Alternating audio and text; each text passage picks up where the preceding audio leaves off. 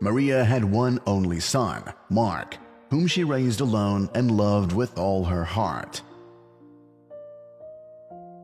However, when the son turned 20, he told his mother that he was going to join the army. The saddened mother did not want to let go of her only joy, but there was nothing to be done and she had to put up with it. There was no news from her son for a long time, and the unfortunate Maria, not knowing what to think, came to the sage for advice. He told her to simply help people. Maybe if you help someone, someone will help your son, he said. Maria agreed, although she had little faith in it. 5 years have passed. The woman has long accepted that her son is most likely not alive.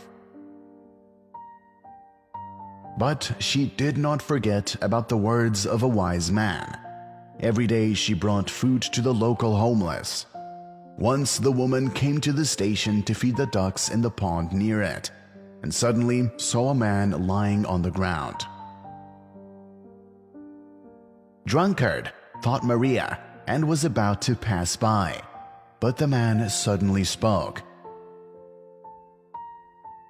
"Please, miss, my friend and I are in difficulty.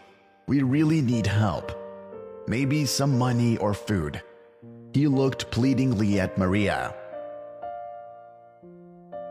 She looked at the guy with a contemptuous look, unwashed, with a terrible smell emanating from the whole body. Most likely an ordinary lazy drunk who actually has a house. And she, as for evil, had only her own food for the whole day. But suddenly something caught in her chest, without knowing why the woman still believed this stranger. She took out the groceries she had bought in the morning from her bag: bread, milk, some vegetables, and biscuits, and laid them out on the bench. "I hope this will be enough for you, at least for the first time," Maria said to him when she pulled $10 from her purse, all that she had left with her, and handed it to the stranger with the words, "And this is for your friend." The shocked boy looked at her with teary eyes and whispered, "Thank you." And Maria came home. Everything was as usual, but in the evening, when she was about to go to bed, suddenly heard an insistent knock on the door. At first, she was scared, but decided to open it anyway. And what was her surprise when she saw on the threshold Mark. The unfortunate mother rushed to hug her matured, overgrown, and dirty, but a living son. Maria was shocked. She gave her son hot tea to drink, fed him, washed him, changed his clothes, and then only she began to ask about his life in solitude. As it turned out, Mark was captured by enemy troops from a neighboring country, but more recently he was released. But on his way home, he was seriously injured.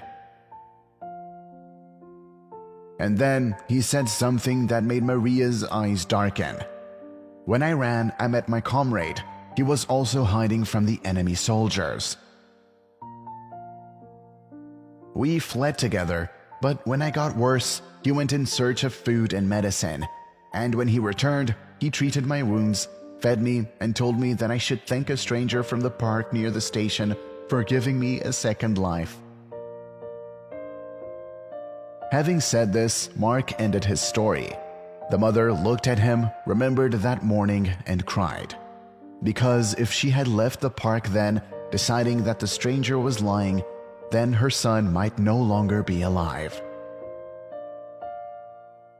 What goes around comes around.